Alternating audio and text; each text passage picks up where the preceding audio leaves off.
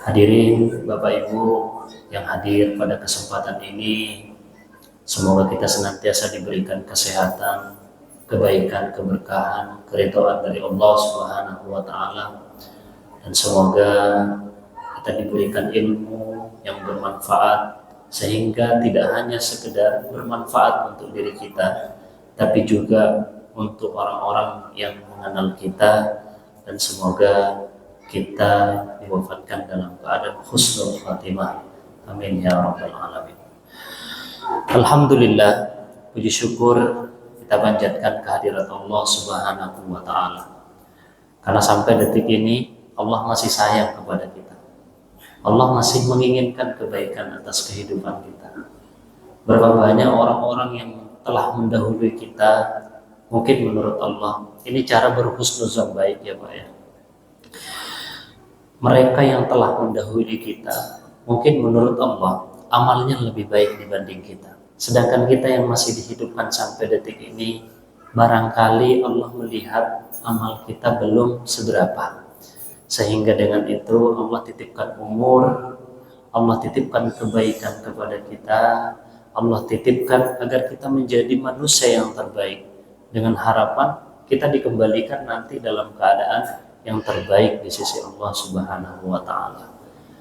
Maka setiap hidup kita jadikan setiap kali bertambah umur, bertambah pula kebaikan. Itulah bagian dari doa yang mungkin sering kita dawamkan. Allahumma ja'alil hayat ziyadatan min kulli khair wa ja'alil mauta rohatan min kulli syarr.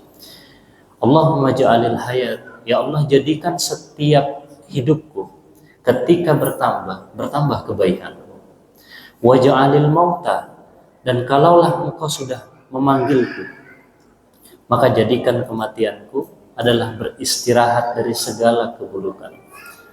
Karena memang hidup di dunia ini adalah hanyalah sekedar perjalanan, maka bahasa Al-Qur'annya inna lillah, kita datang dari Allah, wa inna ilaihi raji'un. Maka sebelum kembali kepada Allah Subhanahu wa taala, apa legacy, apa warisan yang akan kita tinggalkan, dan apa bekal yang akan kita persiapkan menuju perjalanan panjang. Maka indahnya Islam itu setiap jedanya kita diberikan waktu untuk beribadah, yaitu sholat. Dari sholat itulah kita sebenarnya menjadi bagian-bagian orang yang mensyukuri kehidupan kita. Karena kalau kita kaji, ternyata dalam sholat itu Pak, itu 5:1. 5 syukurnya, 1 mintanya. Kita beda dalam kehidupan. Kadang 5 mintanya, 1 syukurnya. Padahal sholat sudah mengajarkan kepada kita bagaimana 5 syukurnya, 1 mintanya. Mari kita coba lihat, dimulai dengan kalimat takbir. Ketika bertakbir yang pertama, saat menggerakkan tangan, ini kan keadaan surrender, bertawakal, berpasrah kepada Allah. Artinya adalah ketika mengangkat tangan seperti ini, kita sedang membuang keduniaan kita di belakang kita. Artinya yang kita menghadapi, yang kita sedang hadapi yaitu Allah Subhanahu wa taala. Maka ketika sudah sampai pada tahap itu, yang kita sebut Allahu Akbar. Allahu Akbar maknanya Allah Maha Besar.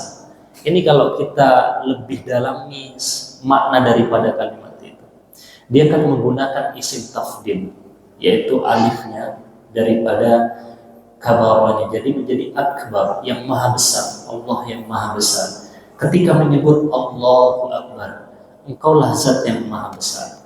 Hari ini kita sering mungkin merasa besar atas diri kita, sering merasa besar terhadap amal-amal kita, sering merasa jumawa, bahkan mohon maaf, kadang masalah yang kita hadapi, kadangkala masalah itu besar. Tapi perhatikan indahnya kehidupan saat engkau punya masalah yang besar, ayo menghadap kepada aku. Masalahmu besar, ternyata saat menyebut kalimat Allahu Akbar, Allah lebih besar daripada masalah kita. Semuanya larut kepada Allah Subhanahu wa taala. Maka dalam kehidupan ini kita tidak pernah lepas dari yang namanya 3 hal. Yang pertama, kita tidak pernah lepas dari yang namanya diuji. Kita selalu diuji. Tapi hakikat ujian itu kan mengangkat derajat kita.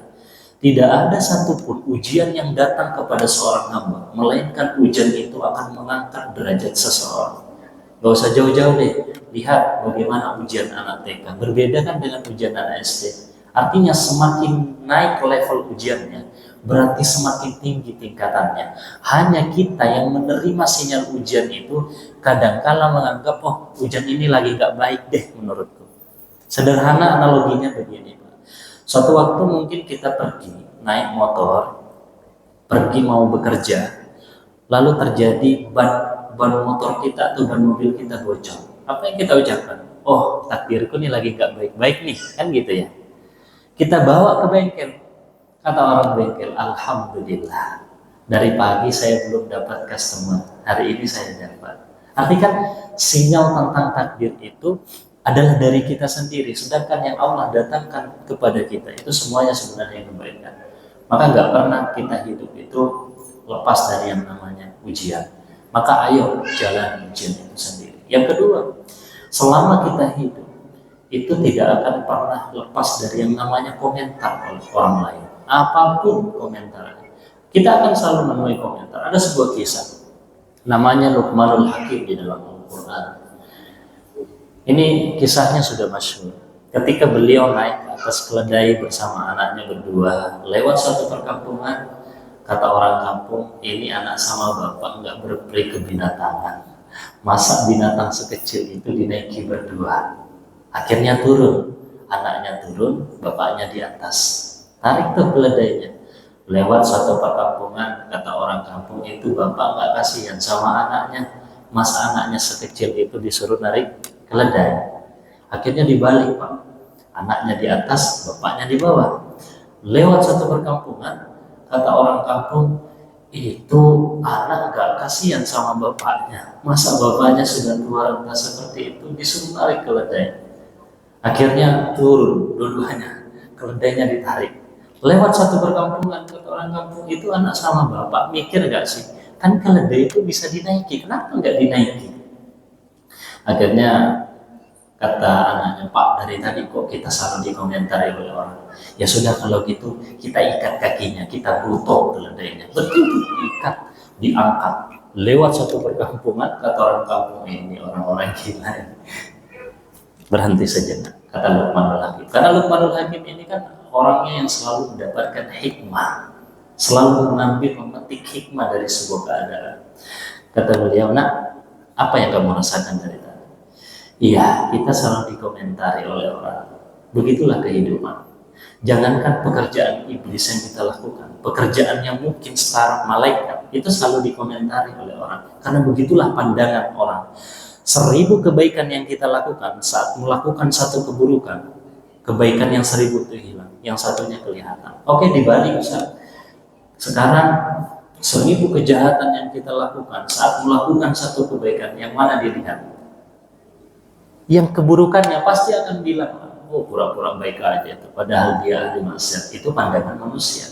Beda kalau pandangan Allah Subhanahu wa Ta'ala. Yang ketiga, yang terakhir, selama kita hidup itu tidak akan lepas dari yang namanya kematian. Wala yu'akhirullah, beliau baca ayatnya. Wala yu'akhirullah nafsan idza jaa ajaluha. Ajal itu tidak bisa dimajukan dan tidak bisa dimundurkan. Bahkan ada sebagian berkalam nanti, laula akhartani ila ajalin qarib fa asaddaqu wa akun minas sholihin. Andai aku diberikan umur, maka aku akan bersedekah menjadi orang-orang soleh. Coba impiannya, bersedekah dan menjadi orang-orang soleh. Ini kan puncak amal soleh. Soleh itu kan dibagi, kalau dalam bahasa Arab soleh itu kan artinya sudah baik ya. Tapi soleh ini puncak, level paling bawah. Kata baik dalam Al-Quran itu disebut kata thayyib. Ini ditemukan di dalam Al-Quran surah Al-Baqarah. Dipanggil secara plural, secara umum, memanggil sebanyak 18 kali dalam Al-Quran. Ya ayyuhan nas, kulu mimma fil ardi halalan thayyiban. Wahai sekalian manusia, makanlah yang lagi baik, halal, sehingga itulah yang membuat thayyib badanmu. Maka yang pertama yang harus kita lakukan, berikan makanan porsi yang halal pada tubuh kita. Baru level berikutnya, bahasa Arab memberikan kategori lagi, bukan lagi toyib, tapi naik ke kata khair. Ini ditemukan di dalam Al-Quran surah Al-Imran ayat 11. Ayat 111. Kuntum khaira ummatin ukhrijat lin-nasi ta'muruna bil ma'ruf. Kuntum khaira ummah. Engkau sebaik-baiknya ummah yang dikeluarkan dari sekian manusia. Kenapa? Karena khairnya itu, khair ini bermakna sifat, bermakna adalah sifat. Kebaikan itu berlandas dari mana? Dari sunnah Rasulullah Sallallahu Alaihi Wasallam. Bagaimana Nabi kemudian dikenal sampai saat itu karena sifatnya. Sampai-sampai Allah kagum di dalam Al-Quran surah Al-Qalam. Wa innaka la'ala khuluqin azim. Wahai engkau Muhammad, sungguhnya memiliki akhlak yang mulia. Setelah khairnya bagus, sifatnya bagus, naikkan ke ma'ruf. Ini ditemukan di dalam Al-Quran surah Luqman. Ketika menasihati anaknya, ya bunayya aqimis sholata wa'mur bil ma'ruf. Wahai anakku, dirikanlah sholat. Tapi tidak cukup kalau hanya sekedar dirikan sholat. Karena hidup kita tidak hanya sekedar menuju Allah, tapi kita bersosial. Maka lakukanlah amal ma'ruf. Ma'ruf ini bermakna adalah sikap. Sikap kita terhadap sesuatu yang kita lihat, yang kita rasakan, itu adalah bermakna sikap. Sehingga dalam hadis Abu Hurairah disebutkan ada 3 legacy yang akan kita tinggalkan. Yang pertama yang disebutkan sedekahul jariyah. Sedekahul jariyah ini kan adalah suatu sikap kepedulian kita yang akan terus menjadi jariyah, yang akan terus mengalir. Lihat masjid yang megah ini, Pak. Masjid yang megah ini, berapa banyak orang-orang yang menginfakkan hartanya di sini. Ini kan bentuk sikap. Orangnya mungkin sudah wafat, tapi sekali masjidnya dipakai untuk beribadah, mengalir pahalanya ke alam kuburan. Ini kan amal jari yang terus mengalir sampai kepada Allah. Maka kalau ada yang bilang harta nggak bisa dibawa mati, sebenarnya saya adalah orang yang pertama yang nggak setuju. Kenapa? Harta itu bisa dibawa. Caranya bagaimana? Transfer duluan sebelum kita wafat. Terangi masjid-masjid ini, kemudian berikan Al-Quran ke masjid ini, kemudian berikan anak yatim santunan. Maka itulah harta yang akan kita bawa nanti di yaumil akhir. Barulah naik level berikutnya, yaitu ihsan. Ihsan ini kalau bahasa dalam hadis, anta'budallaha ka'annaka tarahu illam takun tarahu fa innahu yaraka. Ihsan itu engkau beribadah kepada Allah seolah-olah engkau melihatnya. Tapi kalau engkau tak melihatnya, bayangkan ia sedang memandangmu. Inilah tahap muraqabahnya, tahap merasa diawasi. Seperti seorang pekerja ketika kita tanya, kenapa kau sibuk bekerja? Karena saya merasa diawasi CCTV. Padahal kita tidak tahu CCTV itu mungkin kabelnya sudah rusak dimakan tikus. Ada CCTV yang tidak pernah padam, yaitu CCTV pandangan Allah. Ya'lamu ma baina aydihim wa ma khalfahum. Mengetahui apa yang ada pada sisi kanan kita. Oleh sebab itu, ketika sudah thayyib, kemudian khair, ma'ruf, kemudian ihsan, ujungnya puncak tertinggi adalah sholih. Gak bisa sampai ke sholih itu kalau makanannya gak baik. Gak bisa sampai ke soleh kalau sifatnya masih belum baik. Gak bisa sampai ke soleh kalau sikapnya gak baik. Gak bisa sampai kepada soleh kalau masih ibadah tujuannya untuk manusia. Mohon maaf, orang-orang yang melakukan tujuan ibadah, tujuannya hanya untuk mendapatkan pujian orang. Perhatikan, ketika tidak dipuji oleh orang, maka dia berhenti untuk beribadah. Ini orang-orang yang menyandarkan amalnya terhadap materi kebahagiaan. Ketika dia tidak dihargai, usahanya tidak dihargai apa yang dilakukan, maka pada saat itulah dia akan kecewa. Maka kalimat yang pertama itu memberikan pemaknaan, ya Rob, saya ini kecil. Ini kan bahasa syukur, Allahu Akbar. Bukan bahasa permintaan kan Pak ya. Bersyukur, Allahu Akbar, Engkau Zat yang Maha Besar. Lanjut berikutnya setelah kita bertakbir, kita pun ruku. Ruku ini coba maknai ruku kita ini betul-betul sebagai penghormatan, pengabdian kepada Allah. Karena memang kan kita hidup kan sesuai dengan apa yang disampaikan oleh Allah. Wa ma khalaqtul jinna wal insa illa liya'budun. Tidaklah aku ciptakan jin dan manusia kecuali untuk beribadah. Itu tujuan hidup kita. Tapi kalau ada pertanyaan, untuk apa kita dihidupkan? Maka jawabannya, kita dihidupkan ya untuk dimatikan. Masa proses mau dimatikan itu kan ada proses menunggu. Maka supaya tidak bosan menunggu, Allah titipkan anak, Allah titipkan istri, Allah titipkan jabatan, Allah titipkan pangkat, Allah titipkan kekuasaan. Jangan merasa besar, jangan merasa memiliki, tapi merasalah dititipi. Kalau orang-orang hidup merasa dititipi, itu ibarat seorang tukang parkir. Banyak motornya, banyak mobilnya, tapi ketika diambil sama pemiliknya nangis nggak? Nggak kan Pak ya? Nggak nangis. Kenapa? Karena merasa dititipi. Coba kalau hidup ini merasa memiliki, kayak anak kecil belikan mainan, saat dia main dipakai mainannya, ambil mainannya, nangis karena merasa memiliki. Maka rubah mindset kita, bahwa mindset pola hidup kita adalah dititipi oleh Allah Subhanahu wa taala. Kelak akan ditanya, innas sam'a wal basar wal fuad kullu ulaika kana anhu mas'ula. Semua kan diminta pertanggungjawaban oleh Allah. Mata kita melihat, pendengaran kita, hati kita berkiblat kemana. Maka hari ini banyak amalan yang menuju Tuhan tapi berguguran di jalan Tuhan. Apa maksudnya? Ya ibadah-ibadah seperti sholat, puasa, ini kan tujuannya untuk Tuhan. Tapi karena menghadapkan tujuannya untuk dapat pujian makhluk, habis berguguran di jalan Tuhan. Maka kalimat yang pertama, Allahu Akbar, lanjut kemudian ruku. Inilah makna kalimat yang luar biasa. Subhana rabbiyal azim wa bihamdi. Duhai Allah yang paling pantas aku puji. Duhai Allah yang maha suci, yang maha agung. Mohon maaf hari ini kita sering merasa agung. Ada hadis qudsi, itu luar biasa. Kalau hadis qudsi itu kan dalam mustalahul hadis, levelnya sudah hadis mutawatir, itu hampir menyamai dengan ayat Al-Quran. Biasanya hadis-hadis qudsi ini punya ancaman-ancaman yang keras. Salah satu hadisnya begini, Al-kibriya uridai, kesombongan itu adalah selendangku. Wal azamatu izari, keagungan itu adalah pakaianku, sarungku. Faman naza'ani wahidan minhuma fadzaqtuhu finnar. Kabarkan kepada mereka, siapapun yang memakai salah satu di antaranya, aku campakkan ia ke dalam api neraka. Coba, dua sifat saja.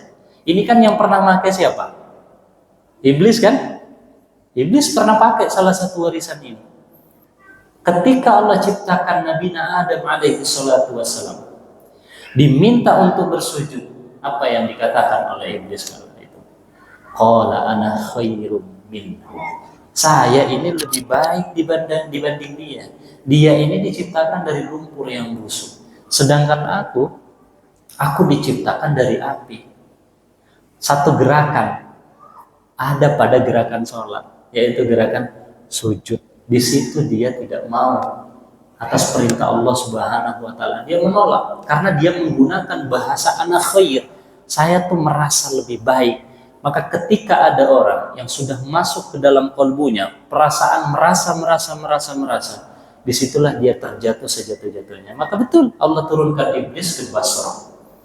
Maka terjadi level berikutnya nanti. Nabi Adam juga melakukan kesalahan. Satu kesalahan diturunkan di kaki gunung Himalaya India. Kemudian Hawa diturunkan di Jeddah. Makanya namanya Jeddah. Kalau bahasa Arabnya kan Jaddatun, artinya nenek. Berarti kota tempatnya nenek diturunkan. Jeddah. Dipertemukan tuh nanti di Jabal Rahmah di Mekah. Doanya Rabbana zolamna. Indah sekali. Rabbana zolamna anfusana, ya Allah, kami telah menzolimi diri kami. Ini kan bahasa muhasabah ya. Mau dekat sama Allah, ayo koreksi diri kita. Ya Allah, ternyata saya banyak salah, banyak dosa. Rabbana zolamna anfusana wa illam taghfir lana. Ini kan bahasa permintaan, tapi dibuat seperti bahasa majas. Wa illam taghfir lana. Kalau Engkau tak mengampuni aku ya Allah, maka aku termasuk orang-orang yang merugi. Sebenarnya kan bahasa permintaannya, tapi dirubah mana? Kalau Engkau tak mengampuni aku ya Allah, maka aku termasuk orang-orang yang merugi. Mirip doanya dengan Nabi Yusuf alaihi salatu wassalam. Nabi Yusuf ini kan ditinggalkan oleh anak-anaknya, bahkan hartanya makin hilang ketika terjadi penyakit. Doanya hanya sederhana, tapi luar biasa. Rabbi inni massani ad-durru wa anta arhamur rahimin. Ya Rabb, penyakit ini sudah melelahkan. Kalau ini yang membuat engkau semakin sayang kepadaku, nggak apa-apa. Coba. Mirip dengan doanya Nabi Muhammad ketika dilempari batu di negeri Taif. Datang tuh Zaid bin Haris. Zaid bin Harisah, ya Rasul, engkau ini punya doa yang mustajab. Kenapa engkau tidak pakai?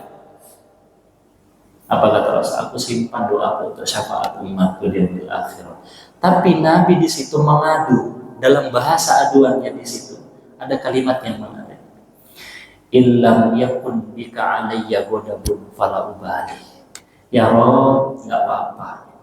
Sekalipun manusia ini mengusirku dari Mekah, aku datang ke Taif, mereka pun menghalang-halangiku, nggak apa-apa ya Allah. Asal engkau tidak marah, asal engkau tetap ridho kepadaku. Itu kan yang kita cari, ridhonya Allah. Apa gunanya kita hidup kalau Allah nggak ridho dengan amal-amal kita? Maka bahasa yang diajarkan anak TK itu kan sederhana. Raditu billahi robba wa bil islami dinan wa bi Muhammadin nabiyya wa rasulullah. Itu sederhana tapi maknanya begitu luar biasa. Yang kedua, ruku. Itu kan bahasa syukur, belum meminta kepada Allah. Subhana rabbiyal azim. Baru kemudian sami Allahu liman hamidah. Duhai Allah, Zat yang Maha mendengar. Masih bersyukur, memuji kan? Bahasa syukur itu kan bahasa pujian. Maka kemudian yang kita baca sami Allahu liman hamidah, ya Allah, wahai Zat yang Maha mendengar. Hari ini banyak orang-orang yang tidak mau mendengarkanku. Lalu kemudian aku merasa ditinggalkan. Gak apa-apa, Pak. Kalau hari ini kita dibenci oleh orang, gak apa-apa. Itu bukan urusan kita, itu urusan mereka. Urusan mereka. Karena kita tidak dihisab terhadap apa yang menjadi kebencian orang. Yang dihisab adalah amal-amal kita. Maka kalau satu hal, kalau kita hidup hanya sekedar ingin menyenangkan hati semua orang, nggak bisa. Karena kita tidak bisa menyenangkan hati semua orang. Capek hidup kita. Kalau hanya untuk bagaimana orang mau mendengarkan kita, bagaimana orang memuji kita, enggak. Maka bahasa Al-Quran itu watilkal ayyamu nudawiluha bainan nas. Ada perputaran episode kehidupan. Kadang-kala kita sehat, kadang sakit, nggak mungkin selalu kaya, kadang nggak punya uang, kadang kita didekati oleh saudara, kadang dijauhi, kadang kita dipuji, kadang kita dicela. Begitulah perputaran kehidupan. Allah tuh ingin melihat ketika kita masa terpuruk seperti itu, kamu akan kembali kepada siapa? Kamu akan ingat kepada siapa? Maka ketika ada orang yang diuji dengan hal seperti itu, maka dia semakin dekat kepada Allah. Ini adalah hamba yang luar biasa. Idza ahabba qaumin ibtalahum. Ciri Allah ketika mencintai suatu kaum kan diberikan ujian kepadanya. Lalu kemudian kita pun sujud. Yang kita baca sujud coba luar biasa. Subhana rabbiyal a'la wa bihamdi. Duhai Allah, Zat yang Maha tinggi. Seringkali aku merasa tinggi di hadapanmu. Merasa bahwa ini adalah kuasaku. Ketika saya melakukan ini, saya menganggap ini karena jerih payahku. Ini kan bahasa-bahasa yang dibawa oleh Qarun. Ini bahasa-bahasa yang dibawa oleh Firaun. Apa kata Firaun? Faqala ana rabbukumul a'la. Saya ini adalah Tuhanmu yang paling tinggi, Musa. Kau lihat sungai Nil itu mengalir pada bawah kakiku. Itu kan diucapkan oleh Firaun. Tapi apa yang terjadi? Ditenggelamkan oleh Allah. Ini menjadi ibrah kepada kita. Orang-orang yang merasa tinggi, yang suka merasa jumawa atas segala amalnya, atas segala pekerjaannya, ia lupa saat dia bisa, Allah yang membuatnya bisa. Maka pada saat itu ia akan dijatuhkan sejatuh-jatuhnya. Maka bahasa yang sering kita dengarkan, zikirnya la haula wala quwata illa billah. Kita tak punya kuasa. Allah yang berkuasa atas kehidupan kita. Bahkan kita duduk di sini, ini bukan karena kita yang mampu. Allah yang membuat kita bisa. Coba deh, kalau Allah tahan sejenak nafas kita, tahan sejenak, kita gelabakan, cari tabung oksigen. Mirip kemarin pada musim corona kemarin. Itu kan membuat kita diuji. Kepada siapa engkau akan kembali? Kepada siapa engkau akan berharap? Bukankah doa yang kamu baca saat sholat, apa ayat yang kamu baca saat sholat? Iya karena Abu Dua, iya karena Sa'in. Kemana? Apakah kau akan berharap kepada makhluk? Apakah kau akan mentuhankan obat? Apakah engkau kembali kepada aku? Itu kan kita sedang diuji. Makanya jangan heran kalau malam-malam kita dibangunkan oleh Allah, itu jangan kemudian kita tidur lagi.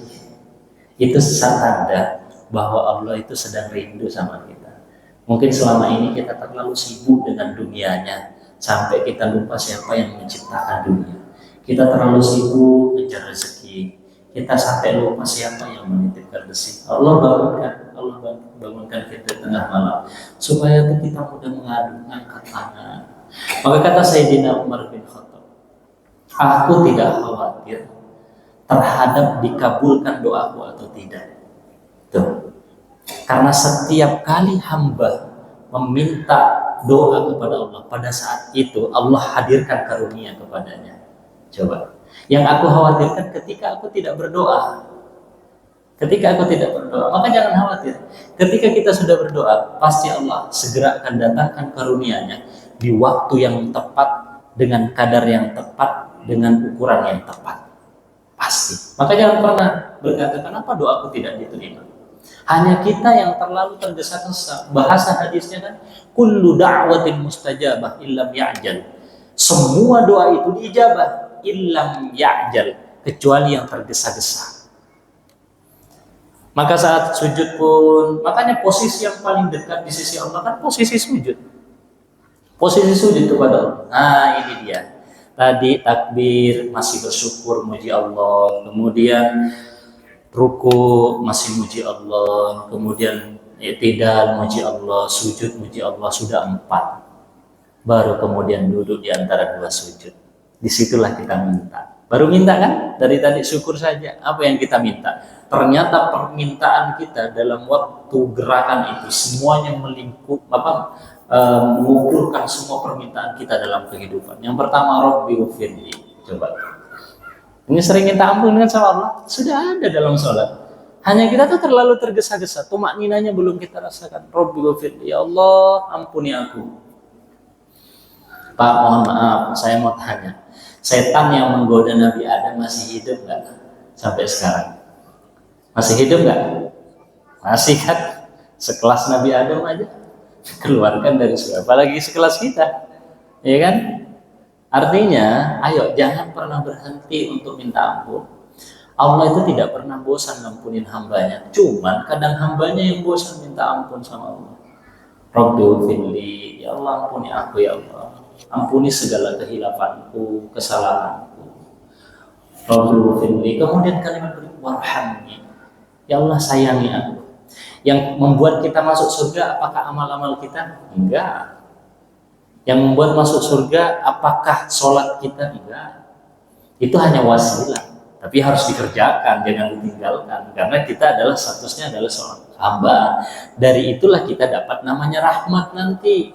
Rahmat inilah sayangnya Allah Subhanahu wa Ta'ala. Dalam hadis itu kan Allah mi'atu rahmat. Allah itu punya 100 rahmat. Dari 100 rahmat ini baru 1 diturunkan ke bumi. Dari sejak Nabi Adam sampai sekarang, itu baru 1 rahmat yang diturunkan oleh Allah. Dan itu kita bagi-bagi dari sekian juta manusia di bumi ini. Itu yang kita bagi-bagi 1 rahmat itu. Bayangkan Pak, kalau Allah nanti bagi 99 rahmat ini, maka coba Masya Allah. Inilah ternyata yang membuat kita masuk ke dalam surga. Maka sayangi aku ya Allah. Maka bahasa Al-Qur'annya kan juga Bismillahirrahmanirrahim, dengan menyebut nama ya Allah yang Maha Penyayang. Ya. Setiap kita itu pasti disayangi oleh Allah Subhanahu wa Ta'ala. Tidak ada satupun makhluknya yang tidak disayangi oleh Allah Subhanahu wa Ta'ala. Hanya kadang-kala kita terlalu merasa ketika ada orang yang menyayangi kita terlalu merasa bahwa orang itu punya jasa besar kepada saya. Kita lupa yang punya jasa luar biasa, yaitu Allah. Titipkan nafas. Coba kalau kita hitung bolak-balik nafas, capek kan Mbak ya? Kedipan mata, capek kalau kita hitung kedipan mata. Makanya kalau ada orang yang bilang, ada orang yang tidak bekerja, enggak, orang bekerja paling tidak matanya bekerja berkedip. Coba kalau dihitung, capek kita ngitung. Nafas berbolak-balik, capek kita ngitung. Jantung yang berdetak, ini siapa yang ngatur? Kemudian peredaran darah, kemudian yang mengatur lalu lintas pergerakan nafas ini kan ada yang mengatur, yaitu Allah Subhanahu wa Ta'ala. Maka jangan khawatir, sekalipun kita ditinggalkan oleh manusia, nggak usah khawatir. Allah senantiasa bersama dengan kita. Coba perhatikan, ketika Nabi Muhammad bersama Sayyidina Abu Bakar di dalam gua Sur, itu kan proses dikejar oleh orang-orang kafir Quraisy kala itu. Naik ke atas bukit. Apa kata Sayyidina Abu Bakar dalam keadaan resah gelisah? Ya Rasulullah, seandainya orang kafir Quraisy itu melihat ke kakinya, karena pas lagi di atasnya nih, seandainya orang itu melihat ke bawah kakinya, pasti kita akan ditombaknya di bawah. Apa bahasanya Nabi? Kamu kira kita berdua? Kita bertiga. Yang ketiga adalah Allah. Maka lanjutan kalimatnya, la tahzan innallaha ma'ana. Jangan bersedih karena Allah bersama dengan kita. Itu penguatan yang disampaikan oleh Sayyidina Muhammad. Berbeda yang disampaikan oleh Nabi Musa, dikejar oleh Fir'aun, dikejar oleh Haman, panik orang-orang Bani Israel karena sudah ada lautan di depannya. Ya Musa kalimullah, wahai Musa yang pernah bercakap-cakap dengan Allah, kemana kita akan lari? Ainal mafar, kemana kita akan lari? Wara'al adu, di belakang kita ada musuh. Amamal bahr, di depan kita ada lautan. Apa kalimat yang disampaikan oleh Nabi Nabi, la tahzan innama iya rabbi sayahdin. Sesungguhnya Allah bersamaku akan memberikan kita petunjuk. Beda kan kalimatnya sama Nabi Muhammad, tapi tujuannya sebenarnya sama. Bahasa yang disampaikan oleh Nabi Muhammad ini adalah bahasa penguatan ruhani kepada kita, penikmat kolbu kepada kita, bahwa kita itu tidak sendiri. Allah senantiasa bersama kita. Kalau Nabi Musa bilang Allah bersamaku, tidak bersama kita, Allah bersamaku. Tapi tujuannya sebenarnya sama. Berikutnya, wajburni, ya Allah perbaiki aku. Nah ini kalimat-kalimat, ya Allah perbaiki aku. Kita merasa banyak salah, banyak hilaf. Wajburni, perbaiki aku ya Allah. Allahumma shlihli, Allahumma shlihli, perbaiki hidupku ya Allah. Karena kalau bukan Engkau lagi yang memperbaiki aku, siapa yang bisa memperbaiki aku ya Allah? Entah. Maka bahasanya kan di dalam hadis itu, aslih nafsaka yuslih lakan nas. Perbaiki dirimu, niscaya orang lain akan berbuat baik kepada dirimu. Kemudian warfa'ni, ya Allah angkat aku ya Allah. Orang-orang mungkin menganggapku hina, orang-orang mungkin menganggapku ketidakberdayaanku ini. Angkat aku ya Allah. Ini kan kita lihat masyhur kan, bagaimana penjual es teh diangkat statusnya oleh Allah kan? Nih. Tapi semuanya sama-sama baik. Satunya diangkat derajatnya, satunya juga diangkat derajatnya. Diangkat derajatnya bagaimana? Satunya diangkat derajatnya pergi umroh dan lain sebagainya. Satunya diangkat derajatnya untuk introspeksi diri, meminta maaf. Itu hikmah yang kita harus ambil. Jangan sampai kita mudah mencela, jangan sampai mudah kita keluarkan bahasa-bahasa yang tidak baik, karena sama-sama nih diangkat derajatnya oleh Allah. Mudah bagi Allah mengambil apa yang sudah kita kumpulkan bertahun-tahun, dan sebaliknya mudah bagi Allah memberikan sesuatu yang kita inginkan bertahun-tahun. Hanya idza arada syai'an ay yaqula lahu fayakun. Iradahnya Allah. Kalau Allah sudah berkehendak, cukup kun fayakun. Warzuqni, beri aku rezeki. Ini kan yang kita minta, ya Allah berikan aku rezeki. Rezeki itu kan bukan sekedar makna harta ya. Maka jangan pernah menghitung kenikmatan hidup itu dengan materi.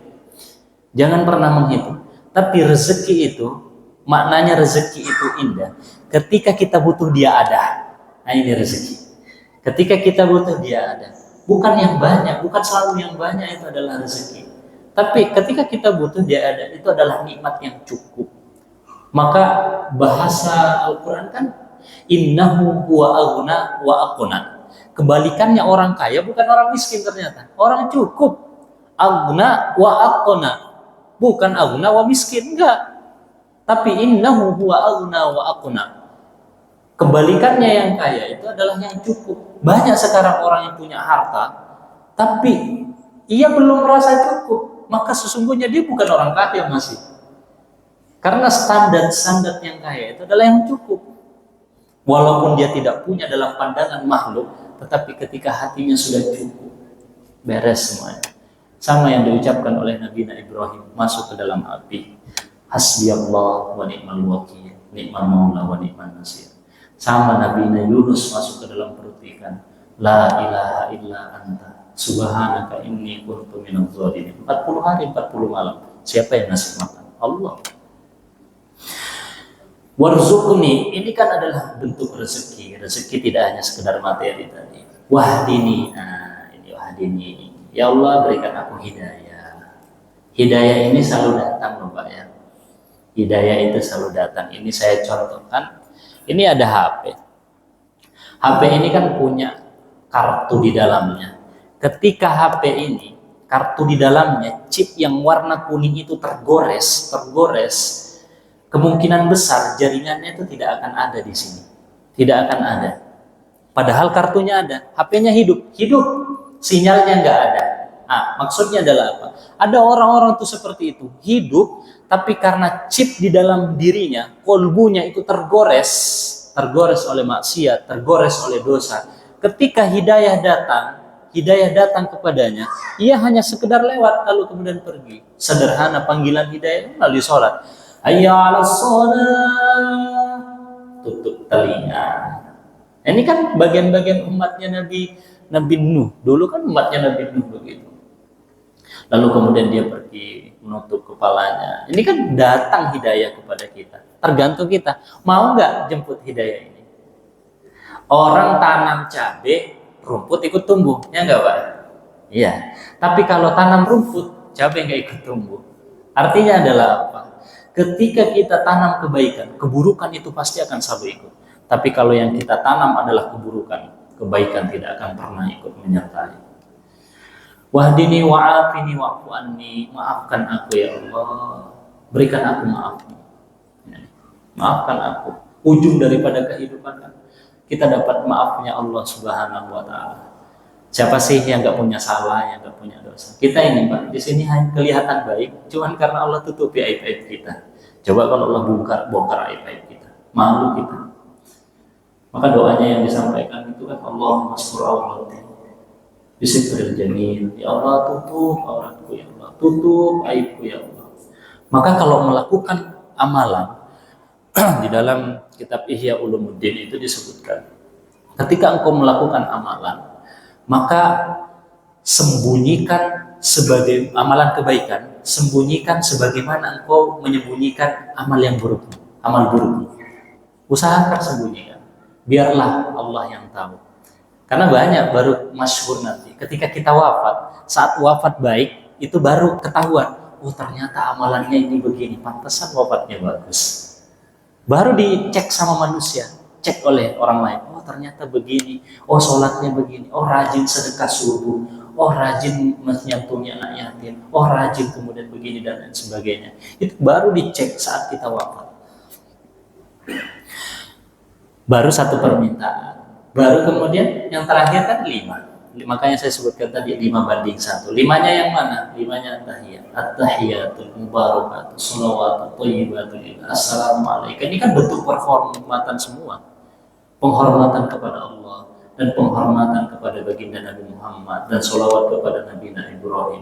Selesai 5:1. Isinya sholat itu banyak syukurnya, nggak banyak mintanya. Memang bahasa Al-Quran itu kan, ketika engkau meminta kepadaku, aku akan memberimu. Tapi ada ayat yang sering kita dengar nih, la in syakartum wala azidannakum wala in kafartum inna adzabi lasyadid. Kalau kita dalami maknanya dalam segi perspektif bahasa Arab, di situ ada huruf qasam. Huruf qasam itu adalah huruf sumpah. Kalau kita kaji secara i'rabnya, di situ ada harful qasam. Apa harful qasamnya? Ada 2. Yang pertama, la in syakartum. La yang pertama, kalau engkau bersyukur, la azidannakum. Maka harful qasam yang kedua, aku akan berjanji nih, aku akan memberimu. Pasti aku akan berimu kalau engkau syukur saja. Makanya orang yang bersyukur itu pasti banyak tambahan nikmatnya. Karena pertama-tama yang dihadirkan ketika kita syukur itu bukan materi sebenarnya, tapi ketenangan batin. Ketenangan batin inilah yang kita cari. Makanya di dalam Al-Quran surah Al-Fat itu, huwallazi anzala sakinata fi qulubil mu'minin liyazdadu imanan ma'a imanihim. Dialah Allah yang menghujamkan sakinah di dalam kalbu kita agar kita itu semakin meningkat keimanan kita. Maka bahasa iman di dalam Al-Quran di surah Al-Anfal itu disebutkan alladzina, orang-orang yang ketika disebutkan nama Allah itu wajilat qulubuhum, bergetar kalbunya, wa idza tuliyat alaihim ayatuhu zadatuhum imana. Ketika disebutkan nama Allah itu bergetar kalbunya, dan ketika diperlihatkan tanda-tanda kekuasaannya itu bertambah keimanannya. Itu dua ciri. Maka kalau kita mau cek keimanan kita, cek standarnya. Ketika disebut nama Allah, apakah ada efek getaran dalam kehidupan kita? Apakah ada sesuatu yang nyaman di dalam diri kita? Lalu kemudian ketika diperlihatkan tanda-tanda kekuasaannya, apakah keimanan kita bertambah? Maka itu mungkin yang bisa saya sampaikan. Selebihnya kita buka tanya jawab mungkin ya Pak ya. Monggo silakan. Ada, ini sepertinya Isya jam 19.31 ya? Hah? 15 menit lagi? Oh 5 menit lagi, iya. Monggo Pak. Izin minum. Ya. Yeah.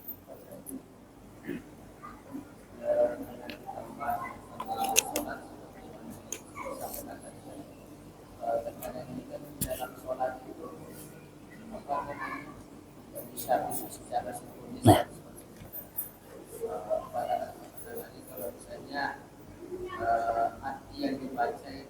Ya. Iya. Iya, betul.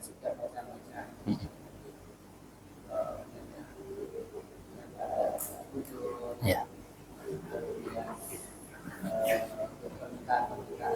Iya. Sehingga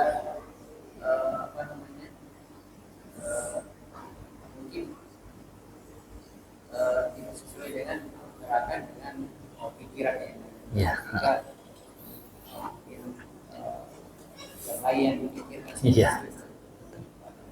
Baik, sama dengan doa yang kita sering baca setiap hari. Kadang kita nggak tahu apa artinya, hanya sekedar hafal kan gitu ya. Tapi standarnya khusyuk itu diajarkan di dalam Al-Quran surah Al-Baqarah. Alladzina yarunnuna annahum mulaqu rabbihim wa annahum ilaihi raji'un. Standarnya orang yang khusyuk itu yang pertama, alladzina yazunnuna annahum mulaqu rabbihim. Dia bertakbir, dia merasa bertemu dengan Allah. Yazunnuna annahum mulaqu rabbihim. Kalau dia tidak merasa seperti itu, yang kedua, wa annahum ilaihi raji'un. Dia takbir menghadap ke Allah seolah-olah itu adalah nafas terakhirnya. Nah ini kalau sudah merasakan sampai dua hal itu bisa masuk ke tahap konsep khusyuk. Kalau tidak bisa memahami arti daripada yang kita baca. Makanya di dalam Al-Quran surah Muhammad itu dinasihati kita. Fa'lam annahu ayat 19 surah Muhammad. Fa'lam annahu la ilaha illallah. Fa'lam di situ kan kenali dulu sebelum engkau menyebut la ilaha illallah. Maka kenapa banyak orang yang tidak khusyuk ketika sholat? Karena dia tidak mengenali siapa yang dia sedang sembah mungkin. Dia tidak mengenali siapa yang dia baca. Maka ayo sebelum kita melakukan suatu ibadah, kenali siapa yang kita hadapi, siapa yang kita sembah, siapa yang kita takbir. Ya tentu dengan kajian-kajian nanti ke depannya, memahami bacaan-bacaan dan arti-arti yang daripada yang kita baca. Sehingga akan menumbuhkan semangat ibadah kita. Bahkan tiba-tiba mungkin kita akan meneteskan air mata dengan bacaan itu sendiri. Itu mungkin Pak ya, yang bisa saya jawab. Ada lagi atau kita cukupkan sudah? Menunggu sholat Isya. Oh ya, itu sudah. Baik, itu saja yang mungkin bisa saya sampaikan. Mohon maaf atas segala kehilapan, kesalahan. Kalau ada lebihnya, semua datang dari Allah. Jika ada kurangnya, semua datang dari pribadi saya. sendiri. Mohon maaf lahir dan batin. Hadallahu wa iyyakum ajmain. Assalamualaikum warahmatullahi wabarakatuh.